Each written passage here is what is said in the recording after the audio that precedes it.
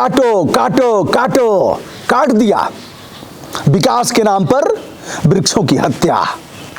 दोस्तों, एक बार हम लोगों ने फांसी लगाया था वृक्षों की डालियों में और कहा था कि 30-40 साल के वृक्ष तो उनका ट्रांसप्लांट किया जा सकता है, लेकिन काटेंगे तभी सड़क बनेगी, काटेंगे तभी विकास होगा। पर्यावरण का नाश कर दिया, हमारे बैल गाय सब खत्म हो गए। ऐसे में कुछ सज्जन शक्तियों ने दिमाग लगा करके ऐसे किया। अब मनुष्यों की लाशों को जलाने के लिए टायर का प्रयोग कई जगह मैंने होते हुए देखा, उसे भी दिखाया।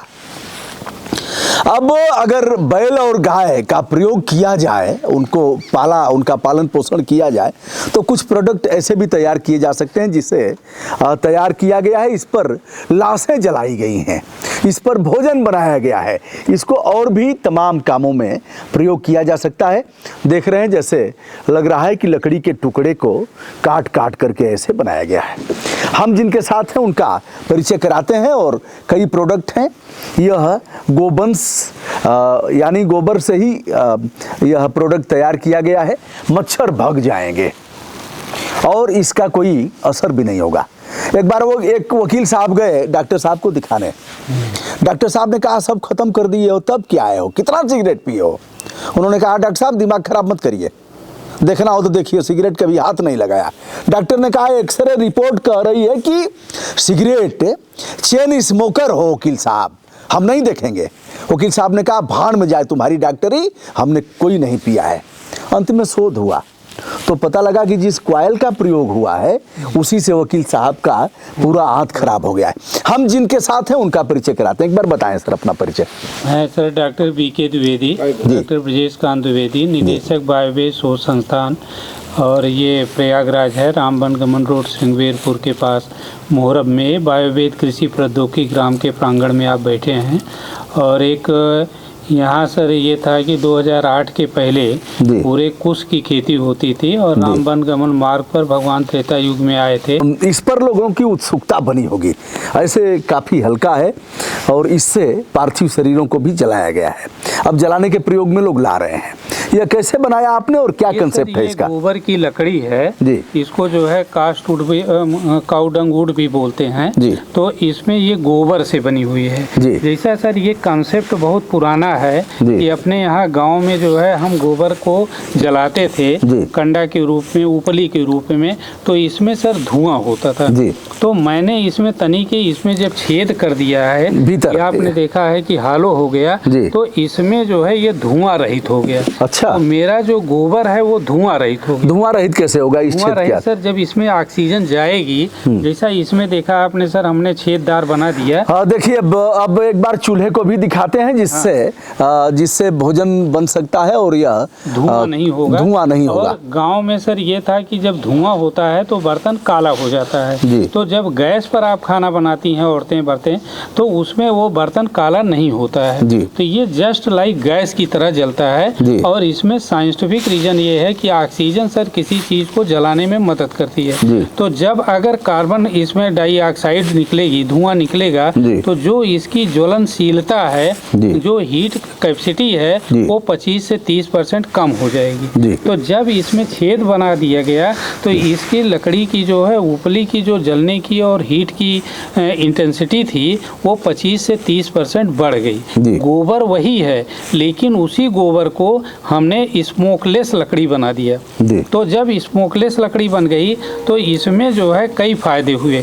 पहले तो ये है सर, जैसे कि एक डेड बॉडी को जलाने के लिए 5-6 कुंतल लकड़ी की आवश्यकता होती है। 3.5 कुंतल कम से कम। 3 कुंतल में ही जो है ये गाय के गोबर की लकड़ी से डेड बॉडी जल जाती है, जल जाएगी। तो 1.5-2 कुंतल तो मेरी लकड़ी बची। दूसरी बात ये है सर कि इसके जो राख हो जाती है, वो राख जो है फिर डाल करके आप ये ऊर्जा के खाना बनाने के लिए भी यूज में कर सकते हैं। अच्छा, जब गंगा जी, मतलब इसमें राख भी मिलाई गई है क्या? जो राख और गोबर का, गाय का गोबर, राख और मिट्टी, ये 3 चीज से बना हुआ है। तो इन्हीं तीनों को जो है एक, जैसे सर आपने पहले भी हमारी आपकी बात हुई कि खेती में क्या था कि सब एक दूसरे की, किसी का बीट, किसी का फीड, किसी का फर्टिलाइजर, किसी का वो था, लेकिन हम लोगों ने ये मोनोक्रॉपिंग सिस्टम अपना लिया, उससे परेशानी हो गई। तो तो जो खेती बाड़ी और पशुधन का कंसेप्ट था उसको हमने झुठला दिया। तो मेरा ये कहना था सर कि जो स्वावलंबन की बात हो रही है, इनकम और एम्प्लॉयमेंट की बात हो रही है और एडिशनल इनकम की बात हो रही है, तो इसका स्मॉल इंटरप्रेन्योरशिप बनाने में क्या दिक्कत थी? अगर हम इसका गांव में स्मॉल इंटरप्रेन्योरशिप बनाएं और जो लकड़ी हमने सीधा पेड़ काट करके और उसको कर रहे हैं, इसमें आप देख रहे हैं सर, इसमें ना आरा की ज़रूरत है ना जो है आरी की ज़रूरत है। ये इतने साइज में आप 1 फीट का, 2 फीट का, 3 फीट का, 4 फीट का, जितने साइज का है, बिना आरा बिना चलाए ये लकड़ी आपकी बन रही है। तो आप बता दीजिए सर इसमें दिक्कत क्या है? दूसरी बात यह है कि मैकेनिकल यूज आप कर रहे थे लकड़ी में और पेड़ आपके दिन पर दिन कटते जा रहे हैं। आप जानते हैं कि सर एक पेड़ जो है आपको 1 टन कार्बन डाइऑक्साइड शोषित करता है और आप एक आदमी को 15 किलो ऑक्सीजन पर डे जीने के लिए चाहिए। सर इसको जलाने के लिए किसी विशेष चूल्हे को भी विकसित कर रहे हैं आप? कोई जरूरत नहीं है। जैसे आपका अंगीठी होता है तो वो सर आप बना करके इसको सीधा सीधा खड़ा कर दीजिए। अच्छा, ऐसे खड़ा कर दे? ऐसे सीधा सीधा खड़ा कर दीजिए, नीचे से आग लगा दीजिए। अच्छा। तो उसमें क्या होता है, लकड़ी को आप बेड़ा रख करके लगाते हैं तो लकड़ी का वॉल्यूम बढ़ जाता है। इसमें क्या है, हॉरिजॉन्टल हो गया।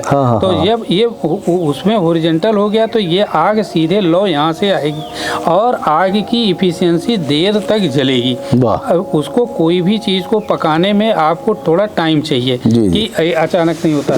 दूसरी बात क्या है कि सर डेड बॉडी जब इस पर रखते हैं, ये मुझे परेशानी आई कि वो डेड बॉडी में वजन होता है, लकड़ी में थोड़ा से टूटने का होता है। तो जो आपने कहा कि एक फ्रेम हमने बनाया लोहे का और उसमें जो है वो नीचे से इन लकड़ी को उसी फ्रेम में जाली में डाल दिया, तो ये एक फिक्स है। क्या तो बात है? आदमी को जो है लाश को, जैसे आप देखे होंगे चीता बनाते हैं तो चीता बताने वाले कुछ ही लोग होते हैं, लेकिन ये फ्रेम है तो आपको कितना करना है कि फ्रेम में इनको डाल देना है और उस पर लाश रख देना है, नीचे से आग लगा देना है। उसके बाद जो आप उसमें सर देखा होगा कि लाश को जलाने के लिए वो पाउडर यूज करते हैं और घी यूज करते हैं।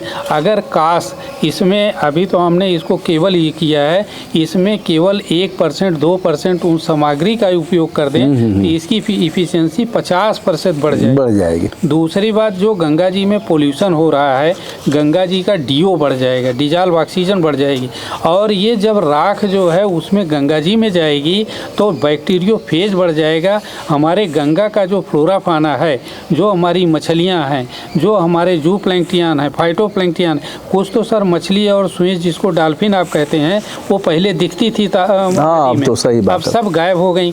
दूसरी बात ये कि वो तो जो दिखने वाले जानवर थे वो गायब हो गए, लेकिन जो नहीं दिखने वाले थे जिसको मछली खाती थी, जू प्लैंक्टियन, फाइटोप्लैंक्टियन, वो सब उसमें थे गंगा जी में, जिसके कारण गंगा जी का पानी कभी खराब नहीं होता था। तो ये जो नेचुरल चीज़ें थी उनको हमने गंगा जी से ख़राब कर दिया। अब उसमें सीवर का पानी डाल दिया, अधकचड़ी जो है जली हुई लकड़ी डाल दिया और जो सीधा लाश डाल दिया। सर यहाँ हर्बल ये वाला है जो कॉयल देख रहे हैं, तो इससे क्या, इसको कैसे बनाया है, क्या क्या मिला करके? ये हमने गोबर का ही 19 प्रोडक्ट लिया। अच्छा। ये अभी आपने देखा कि ये जो है हमने गोबर की ही मॉस्किटो कॉयल बनाई। तो मेरा ये कहना है कि मॉस्किटो गोबर की ही हमने अगरबत्ती बनाई, गोबर की ही हमने धूप बत्ती बनाई। सर आपने देखा होगा कि हमारे धर्म में, रामायण में, महाभारत में, वेद में सब जगह लिखा है कि गाय के गोबर की गौरी बनती है। तो ये मेरे दिमाग में आया कि जब गाय के गोबर की गौरी बन के पूजा होती है तो क्यों ना हम गाय के गोबर की गणेश और लक्ष्मी बनाएं, हम दुर्गा की उन्हें बनाएं और वो गोबर भी यूज होगा। और जो ये डिस्पोजल की दिक्कत होती है कि नवरात्र में जो है आपका दुर्गा जी को उसमें गंगा जी में प्रवाहित करते हैं, पोल्यूशन क्रिएट होता है, तमाम केमिकल जाते हैं और ये बायोडिग्रेडेबल है, इको फ्रेंडली है सर। तो इसमें क्या नुकसान है? अच्छा, उससे मछलियों को खुराक भी मिलेगा? खुराक भी मिलेगा, बैक्टीरियोफेज भी बढ़ेगा।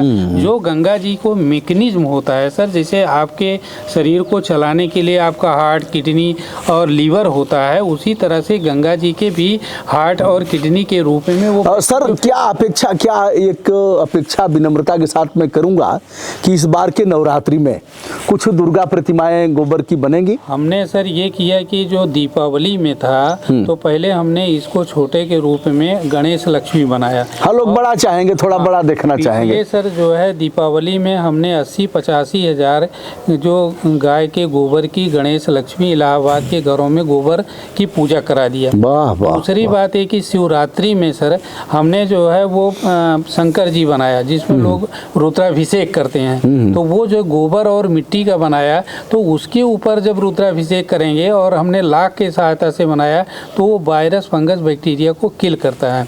तो एक तरीके से इन्वायरमेंट भी शुद्ध हो रहा है, आपका रुद्राभिषेक भी हो रहा है और आपको धर्म की भी रक्षा हो रही है। तो इनके साथ मैंने सर वो किया यह एक जो जी आपने कहा सर ये अगरबत्ती का, तो मैंने इसमें लेमन ग्रास और पामारोजा मिला दिया। अच्छा। तो लेमन ग्रास, पामारोजा और गुलाब, और जो ये चाहे जिंदा हो चाहे मुर्दा हो आदमी गुलाब चढ़ता है, फूल पर भगवान पर भी चढ़ता है। फेंकने के बाद लास्ट तो जला दिया और फूल वहीं फेंक दिया। फूल को मैं ले आया और इस अगरबत्ती में मैंने जो है डाल दिया। तो ये अगरबत्ती महकने भी लगी और साथ ही साथ जो है इंसेक्ट रिपेलेंट का काम कर दिया। तो जो लेमन ग्रास है वो उससे मच्छर भी भागे, और जो केमिकल वाली अगरबत्ती आप जलाते हैं तो वो ऑक्सीजन को डिफिशिएंट कर देता है, आपको सफोकेशन होता है। जैसे अभी आपने बताया कि वकील साहब का जो सफोकेशन हुआ हार्ट में, उन्होंने सिगरेट नहीं पिया लेकिन इसका जो धुआं गया वो पूरा फेफड़े को जाम कर दिया, जिसमें आप देख रहे हैं कि कोरोना का इन्फेक्शन हो रहा है तो कैसे हो जा रहा है। तो ये तो अपेरेंटली उन्होंने इंजेक्ट किया और उसमें हो रहा है। तो जो पूजा कर रहे हैं, पाठ कर रहे हैं, अगरबत्ती है, मॉस्किटो कॉयल है, तो ये सब गरीब में जो पहले आपने देखा होगा गांव में सर मच्छर को भगाने के लिए उपला ही जलाया जाता था। जी हाँ, जी हाँ। और उसमें नीम की पत्ती डाल दी भग जाते थे। सही है। तो अगर वही नीम की पत्ती, वही जो है लेमन ग्रास, वही पामारोजा, वही खस, वही जो है गुलाब, वही तुलसी, ये सब मिला करके पाउडर मिला करके अगर ये अगरबत्ती बन जाए, मॉस्किटो कॉयल बन जाए तो ये हर्बल नहीं हुई सर। बिल्कुल बिल्कुल। दूसरी बात ये कि ये जो आपने देख रहे हैं सर ये हवन सामग्री है। तो जो फार्म में किसी भी एग्रीकल्चर में किसान ने है उसके यहाँ क्या है सर, पत्ती है, लकड़ी है और जो है वो जड़ है, तो सबको पाउडर बना दिया।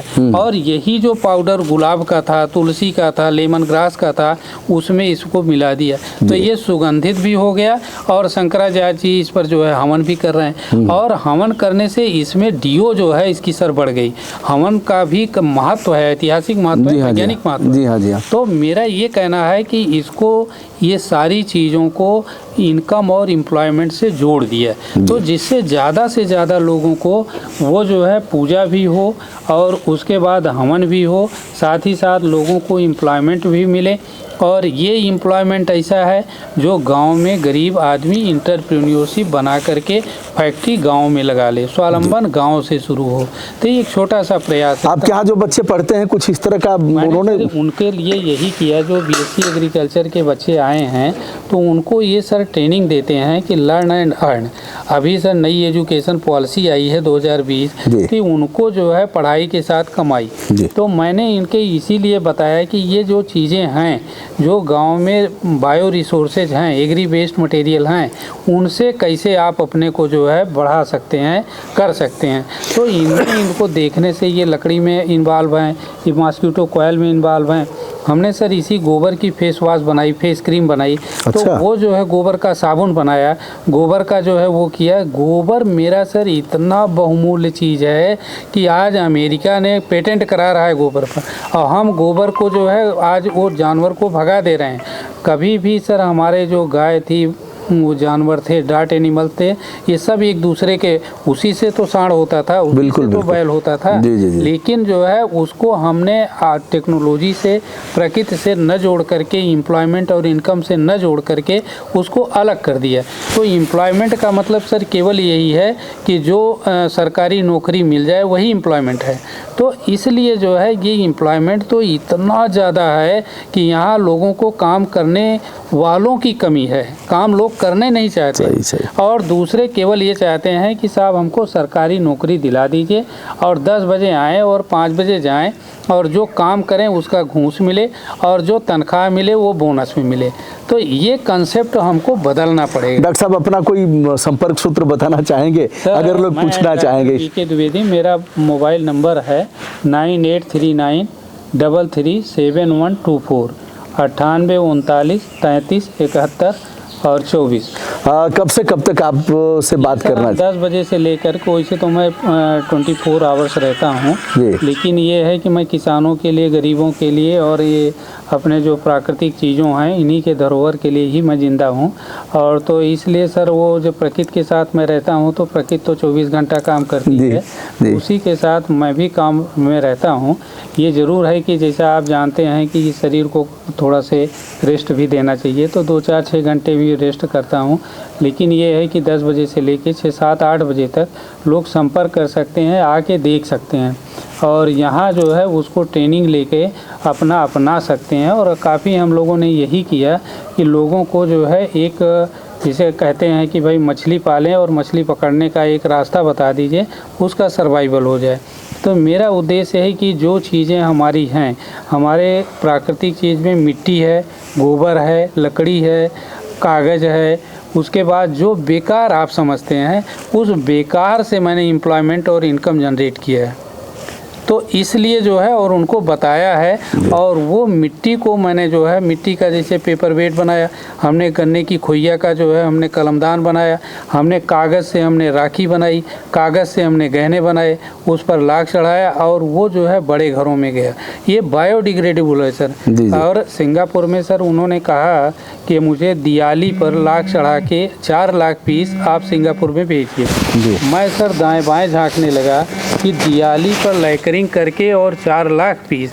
तो मैंने उनसे ये पूछा कि इसका फ़ायदा क्या होगा, तो उन्होंने बताया कि आपकी गंगा से ज़्यादा अच्छा सिंगापुर का नाला बहता है, साफ बहता है। तो इसलिए जो है हमारे यहाँ 8 लाख एनआरआई हैं, 4 लाख घरों में हम संगीता ब्यूटिक करके चलाती हैं। हम इको फ्रेंडली दीपावली मनाना चाहते हैं।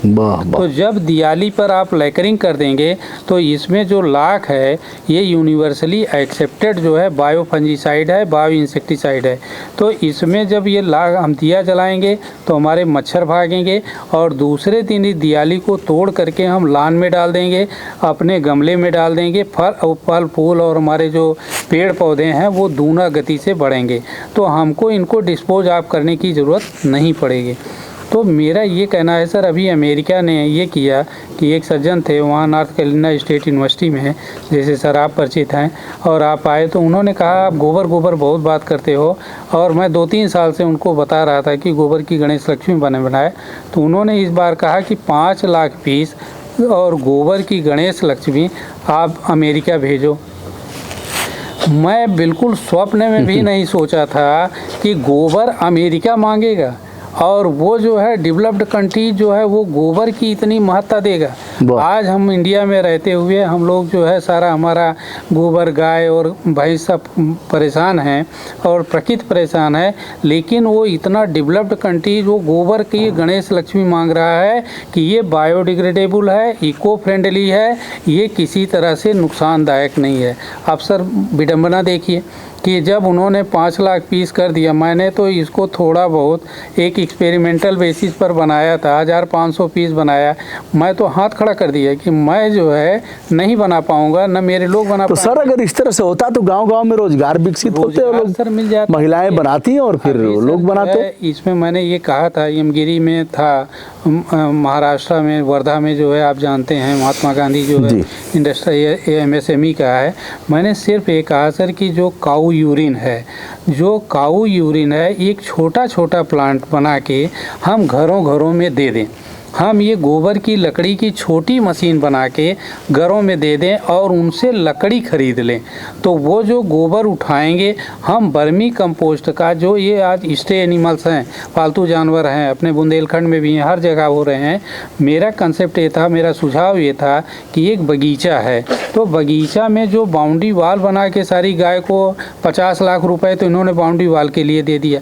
अगर बगीचा को नेचुरल ये बाँस की ठटिया से घेरे होते होते और उसमें पेड़ पौधे लगाए होते, घास लगा दिए होते, तो उन जानवरों को जो ये चार दीवारी के अंदर मार रहे हैं वो वहाँ नेचुरल जो है जीते और वो अपना काम करते। दूसरी बात ये था कि जो गांव का बेरोजगार था, मैंने उनसे ये कहा, मैंने ये मॉडल लागू भी किए गांव में, कि उनको मैंने कहा भैया आप गोबर करो और मुझसे एक सिलेंडर ले जाओ। तो 2 महीने में 40 दिन में हम उनको एक उज्ज्वला स्कीम में सिलेंडर तो मिल गया, लेकिन भराने के लिए वो गरीब के पास नहीं है। तो मेरा है कि गोबर ले आओ और 2 महीने में सिलेंडर ले जाओ।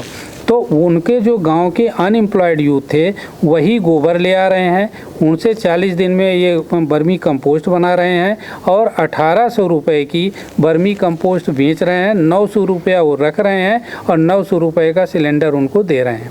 तो मेरा ये कहना है कि सामाजिक प्राणी में सबका साथ, सबका विश्वास और सबका और जब आप कंसेप्ट लेंगे तो हमको सबके लिए सोचना पड़ेगा। बिल्कुल। एक आदमी को अगर आप ये कहेंगे फैक्ट्री एक लगाएगा तो फैक्ट्री बड़ा आदमी लगाएगा, उसमें टेक्निकल आदमी यूज होगा, लेकिन इन कामों में जो लोग गांव में रहते हैं, चाहे टेक्निकल हो, चाहे आईटी हो, चाहे मेडिकल का हो, चाहे एमबीए का हो, उसके उस ढंग से सबका स्तर बांट दिया गया है।